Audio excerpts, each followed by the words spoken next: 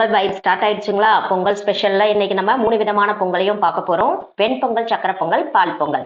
எப்படி செய்யறதுன்னு பார்க்கலாம். வாங்க வீடியோக்குள்ள போலாம். ஃபர்ஸ்ட் நம்ம செய்ய போறது வெண்பொங்கல். ஒரு டம்ளர் பச்சரிசிக்கு 1/2 டம்ளர் பாசிப்பருப்பு போட்டு நல்லா கழுவி 1/4 டம்ளர் வருதா, அதுக்கு நம்ம 5 டம்ளர் தண்ணி ஊற்றினா கரெக்டாக இருக்கும்.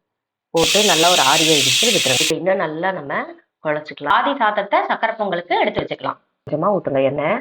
மிளகு நல்லா 1-2 நானே இடிச்சு வச்சிருக்கேன், அதை அதில் போடுறேன். சீரகம் நிறையவே போட்டுக்கோங்க. இஞ்சி துண்டு துண்டாக கட் பண்ணிக்கோங்க. கருவேப்பிலை போட்டு நல்லா வதக்குக்கோங்க. முந்திரி தேவையான அளவு போட்டுக்கோங்க. பெருங்காயம் கொஞ்சம் நிறைய போட்டிருக்கேன். இப்போ இந்த மசிச்சு வச்சுக்கோங்க, அதில் அந்த பொங்கலில் சால்ட் போட்டு இந்த வறுத்து வச்சிருக்கிறத எடுத்து கொட்டி ஒரு வாட்டி கிளறுங்க.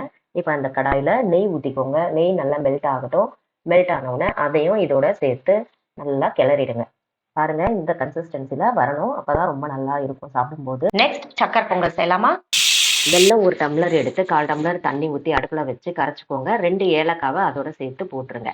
வெண்பொங்கல்ல பாதி சாதம் சக்கரை பொங்கலுக்காக எடுத்து வச்சோம்ல, அதை எடுத்துக்கலாம். அந்த மாதிரி கரைச்சி வச்ச வெல்லத்தை நல்லா வடிகட்டிடலாம். வடிகட்டி நல்லா கிளறுங்க. கொஞ்சம் கட்டியா இருக்கும், ஆனா நீங்க நல்லா கிளறுனீங்கன்னா கரெக்டா வந்துடும்.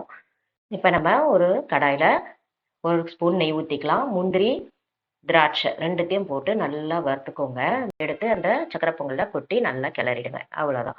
இப்போ சூப்பரான சுவையான டேஸ்டான சக்கரை பொங்கல் ரெடி. பால் பொங்கல் எப்படி செய்யறதுன்னு பார்க்கலாமா? இதுக்கு முன்ன வெண்பொங்கல் சக்கரை பொங்கல் செய்தோம். அதுக்கு அரிசி பருப்பு ஒரே அளவு. இந்த பால் பொங்கலுக்கு வேற மாதிரி இருக்கும். 1 டம்ளர் பச்சரிசி எடுத்துக்கோங்க. அதை நல்லா கழுவி ஊற வச்சுக்கோங்க. பால்ல தான் ஊற வைக்கணும். 1 டம்ளருக்கு 3 டம்ளர் பால் ஊற்றிக்கோங்க. விசில் வச்சு எடுத்துக்கோங்க. ப்ரெஷர் அடங்கினதும் கரண்டியை வச்சு இந்த மாதிரி நல்லா மசிச்சுக்கோங்க. நல்லா தேங்காய் சின்னதாக கட் பண்ணி மிக்சியில் இந்த மாதிரி 1-2 பல்ஸ் பண்ணி நம்ம இடத்த ரெடி பண்ணி வச்சுக்கலாம். நெக்ஸ்ட் இப்போ நம்ம குழச்சி வச்சிருக்கோம்ல, அதில் கொஞ்சமாக உப்பு போட்டுக்கோங்க. பால் வேணும்னா இன்னும் கொஞ்சம் பால் ஆட் பண்ணிக்கோங்க. துருவின தேங்காவும் போட்டு நல்லா கிளறிக்கோங்க. இப்போ பாருங்க, சூப்பரான பால் பொங்கல் ரெடி. 3 விதமான பொங்கலையும் ரொம்ப ஈஸியா செய்து முடிச்சிருக்கோம். இந்த பொங்கலுக்கு சூப்பரா ஈஸியா செய்து அசத்துங்க. வெண்பொங்கல், சக்கரை பொங்கல், பால் பொங்கல் ரொம்ப ஈஸியான ரெசிபி. பேச்சுலர்ஸும் செய்யலாம், பிகினர்ஸும் செய்யலாம்.